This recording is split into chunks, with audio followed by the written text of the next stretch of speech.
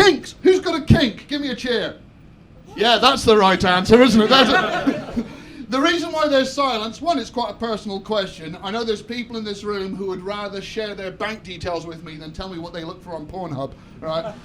And there's also going to be people in a relationship who have a bit of a kink, peccadillo, fetish, thing, whatever you want to call it, in a couple who are here with their partner and they haven't discussed it yet. It's awkward as fuck. It's very, very personal, right?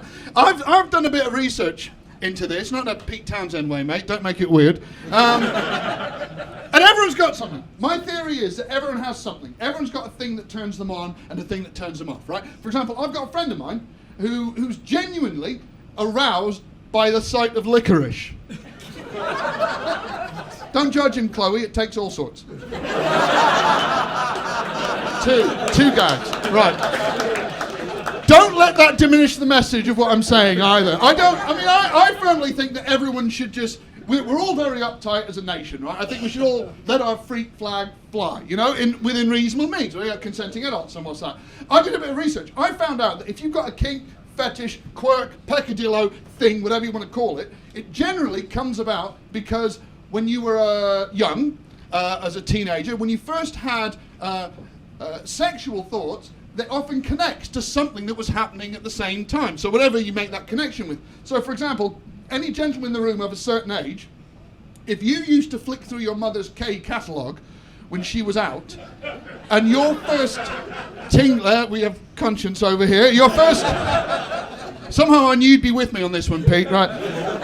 Your first tinglings happen to accompany your perusal of K's catalogue, pages 220 to 245, generally speaking, then there's a very good chance as an adult you are now sexually aroused by lawnmowers and strimmers. No one's judging you, mate. Get your semi on and clean edges on your lawn as well. It's fantastic. Pull those weeds. Ha! Right. So, for example, and whoever your first crush was, right? So my first crush on TV, the first woman that I was very attracted to, was a young lady called Jet on a Saturday on Gladiators, right? There's murmurs of approval. Anyone under a certain age, and I'm fully aware that if you're a fresher, you were born in the year 2003 this year, so there's heartbreaking stuff. So I developed a bit of a thing for women that are quite bendy. And then I realised very quickly that not all women are that bendy after a slew of injuries, one lawsuit, and having to pay chiropractors off, right? Also, as a 45-year-old man, I'm fully aware that I'm now barred from most yoga classes in the Greater Manchester area. Downward dog is what they called me. Good, that works. Enough people get that. But right, so everyone's got a thing. Everyone's got a thing, right? And I once, I had a girlfriend. Right, fuck off. That is not my go home. I had a girlfriend. Good night. See you later. Right, and I don't now for reasons that become apparent because she and I had the chat. We had the chat about what are you really into, right?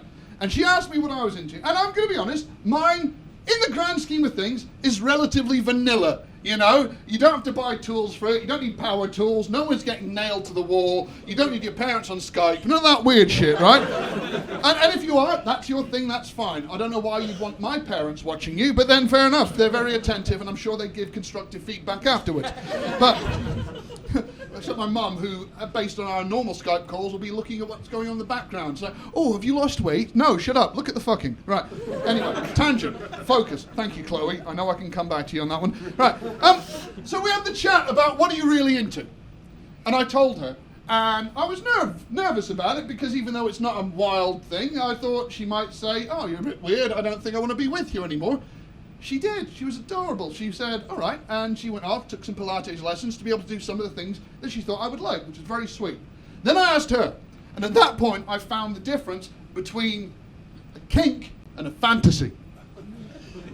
Because a kink is me going, like to fuck a contortionist, please. And there's not many. I've looked on LinkedIn.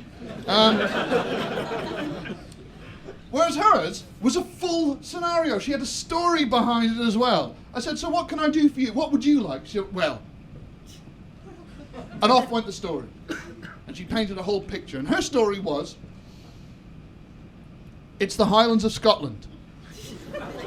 went, holy shit, this is like a full production, isn't it? She went, yeah. It's the Highlands of Scotland, because I just love the Scottish accent. I just love the whole thing about Highlanders and stuff. So what it is I'm in a castle, in a tower, and I'm just brushing my hair or something. That's fine, all right. And then all the way across there, a Highland warrior sees me, and he espies me, and he's on his horse, and he just has to have me. So he gallops all the way through the glen, and he comes to the castle, and he carries me away, picks me up in his arms, carries me away to some sort of cabin somewhere in the middle of nowhere by a loch, and then we make love in front of a fireplace on an animal skin of some description. She didn't say which one. I'm assuming a good size, because a cat would just keep an elbow or a knee. Sorry.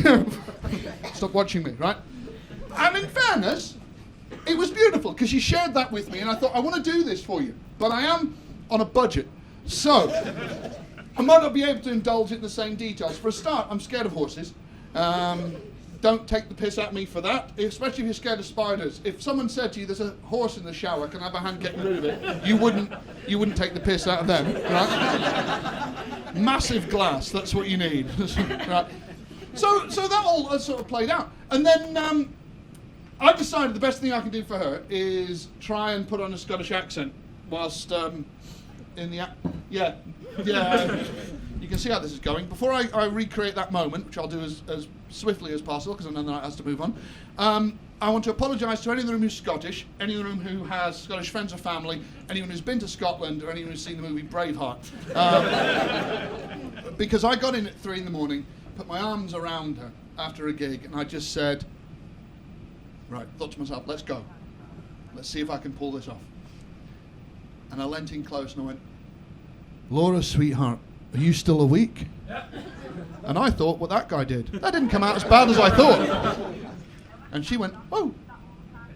Which is go ahead, you have my intrigue. And I went, I've been thinking about you all night long, all the way home, and I want you more than anything. And it wasn't great, but it was good enough. And one thing led to another. We were having a beautiful shared moment in this passion, until I realised something. It's one thing to put an accent on, it's another to maintain an accent whilst doing something else. So during the physical lovemaking, that's not my method, by the way, Chloe. Illustrative purposes, I don't look for the clitoris like I'm going through CDs and Oxfam. Oh, I've got this one, right?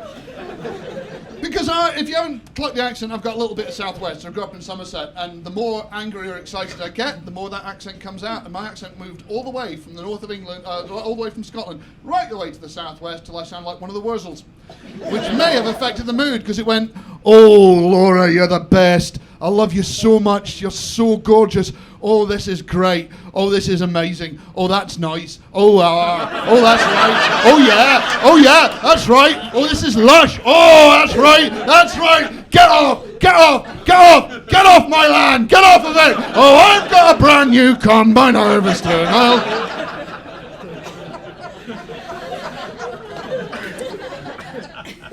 I came. Not then. She didn't, and apparently now I've ruined Shrek. So, Hot Water, you're always a delight. Have a great night. I'll see you again. My name's Chris. Good night.